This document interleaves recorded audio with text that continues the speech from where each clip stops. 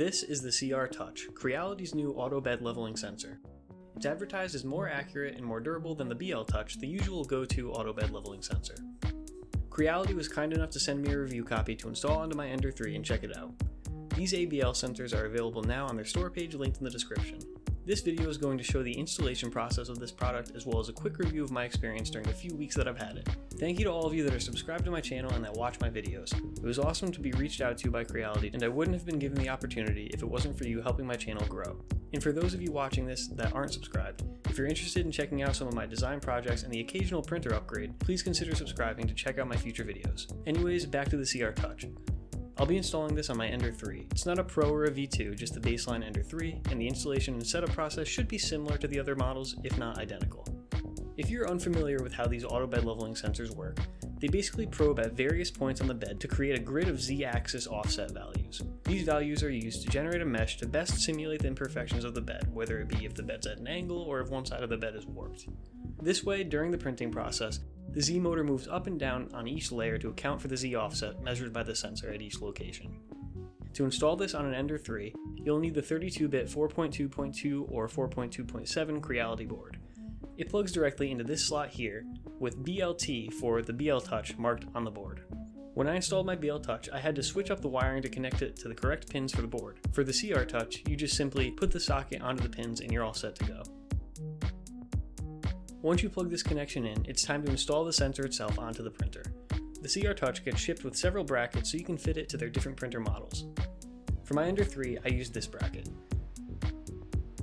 You simply screw the CR Touch to the bracket, unscrew the fan shroud, then screw the bracket in on top of the fan shroud to connect to the gantry. With the physical parts installed, it's time to update the firmware. If you've already had firmware for the 4.2.2 or 4.2.7 boards with the BL Touch incorporated, then you should be all set. But you can either modify the vanilla Marlin firmware to work with the CR Touch, or download the latest firmware for your board straight from the Creality website. I'll include a link in the description below to help you find that. I went with the second option to get this up and running more quickly. Simply download the firmware bin file that matches with your board and has BL Touch functionality because the CR Touch works with the same firmware. Save the bin file to an SD card and then load that SD card into your printer. If you turn on your printer with the SD card inserted, it should automatically flash the firmware onto the printer. And note that you'll want to keep this SD card in there so it stores any parameters you specified to the EEPROM.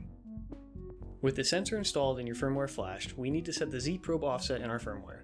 Set your nozzle and bed temperature to what you would usually have it for your prints. Since heat causes the metal to expand, this will make sure that your offset is accurate to what it would be during your prints.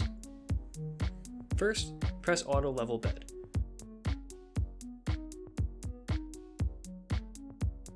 Once your printer finishes this process, press Auto Home. Grab a piece of normal printer paper and put it on the bed below the nozzle. You're going to want to adjust the Z-axis motor until the paper starts to snag on the nozzle.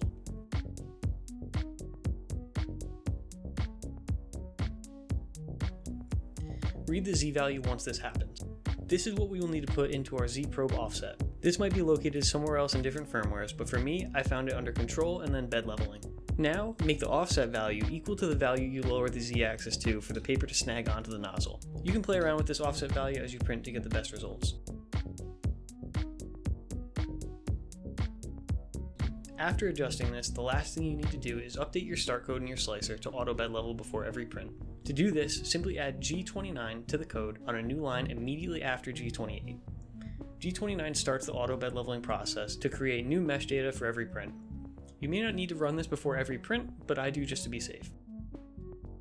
Now that the startup code's all set, it's time to get printing. I'm going to print a large square to test how the first couple of layers adhere and if there are any sections closer to the bed than others.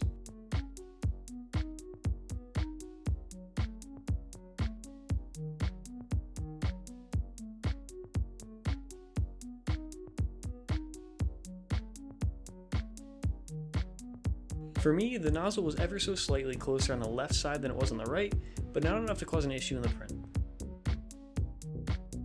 This can be fixed by creating new firmware to get 25 points in the mesh instead of 9, but it isn't 100% necessary unless the print failed due to this. In the couple of weeks that I've been using this, I've printed probably a dozen parts and have had no issues with the initial layer height during any of them. The CR Touch has a much more sleek look than the BL Touch, and is definitely sturdier with the metal probe instead of having the plastic one. When using my BL Touch, I noticed that it would slightly buckle when probing my bed due to it being slightly off the 90 degrees between the probe and the bed itself. With the CR Touch, this hasn't been an issue, and I'm betting it's because of the stiffer metal probe. That likely increases the accuracy of the mesh it creates and demonstrates a higher durability of Creality's new sensor. So far, I'm enjoying the CR Touch a lot. Thank you for watching, and thank you to Creality for sending me a review copy. I had a lot of fun testing the product and making this video. If you're new to my channel, I mainly post design projects that I'm working on and some videos on printer upgrades. If you like this video and would like to check out some future printer upgrades or some of my projects, subscribe to the channel and stay tuned for more 3D printing content. I also have an Instagram you can follow and a Discord server you can join. I plan on eventually live streaming while designing future projects and hosting design challenges with my Discord server, so check it out if you're interested. Thanks again for watching and have a great rest of your day.